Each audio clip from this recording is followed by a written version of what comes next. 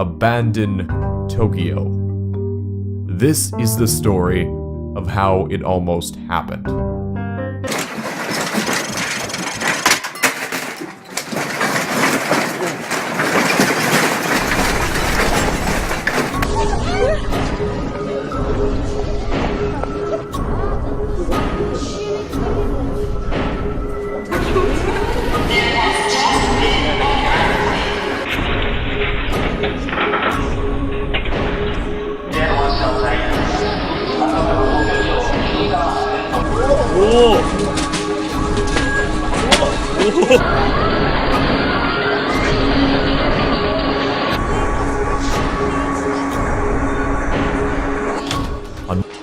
The quake lasts for approximately 5 long minutes.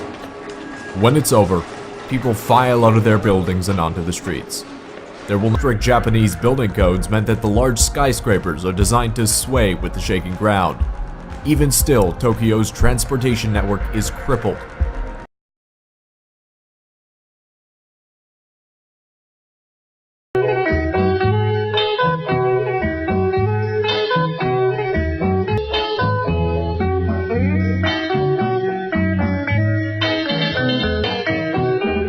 This is my hometown, we live in our own house, all alone by ourselves. Monthly is my only. Hey, what's up everyone? Hello YouTube and welcome to Singapore.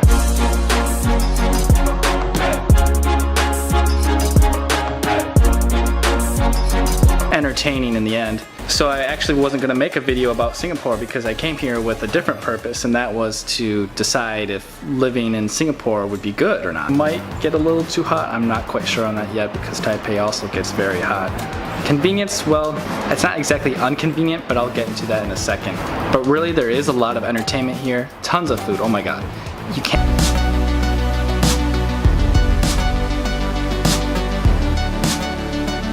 This country basically consists of apartment buildings, skyscrapers, back in Taipei.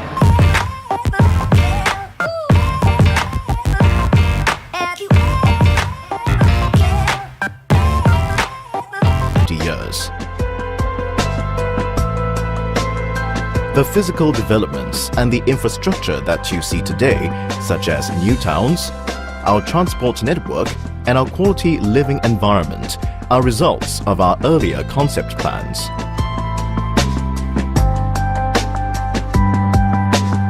The master plan translates the concept plan into detailed plans for implementation over the next 10 to 15 years. The Master Plan 1998 was particularly significant as it was the first major review where we comprehensively spelt out the planning intentions for every plot of land in Singapore. Together, the concept plan and master plan have transformed our city into one that is buzzing with growth and bursting with life. Planning by URA is always carried out in collaboration with our partners, stakeholders, and the public. Our openness and transparency on our plans and guidelines allow our stakeholders and the public to make well-informed decisions based on certainty and stability.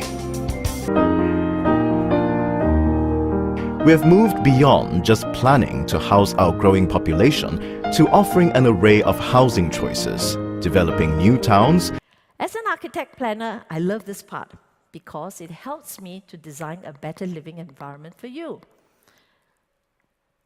Now, I can develop a 3-dimensional map of Singapore in the computer. Now, what do I do with this information? Well, I can do a lot.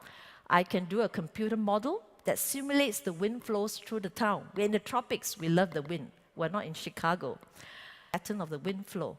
And then we adjusted the buildings, we moved the parks around, and then you find that the wind flows improve. You see more of the orange and the red colors, which means you get a cooler and a better air. Add a layer of sensors to the town.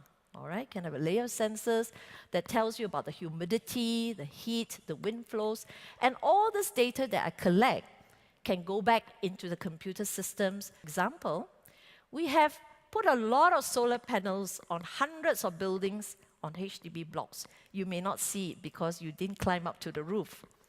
Now, we put in sensors to all the solar panels, and we track the energy that's collected.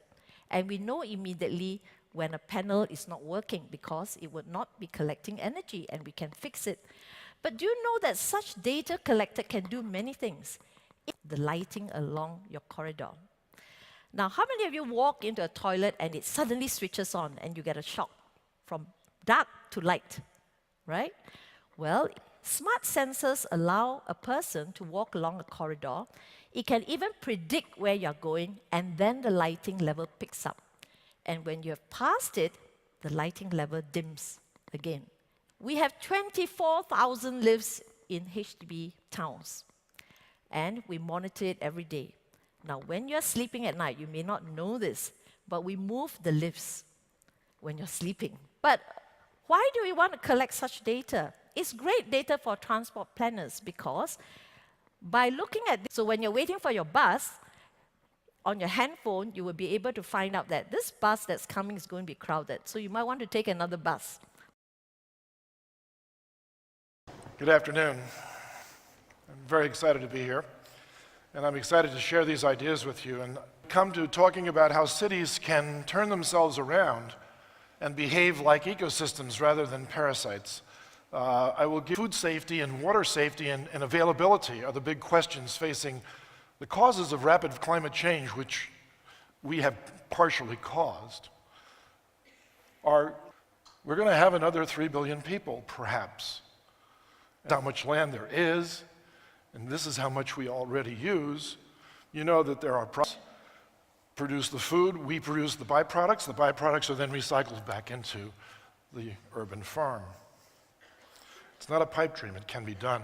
Here are 2 places that are already recycling all their gray water back into drinking water. I'll tell you where they are. Here's one in Korea. It's funded by the government, and it's a 3-story structure, and it produces leafy greens, but it's the size of a 747 hangar, and it's huge. It grows lots of food inside, and it's a commercial venture. It's 4 stories. It uses sunlight for its energy source. It uses soil-based agriculture to produce plants, and it's continuous. It's 4 stories tall over an old parking lot. Nobody needed that parking lot, so they took it. And here's one that's going to go up in Sweden. It's 14 stories planned, mixed-use built, and farm smart. And if we do that, we'll save water. Saving land lets us give it back to nature. And finally, we can help our blue planet green up.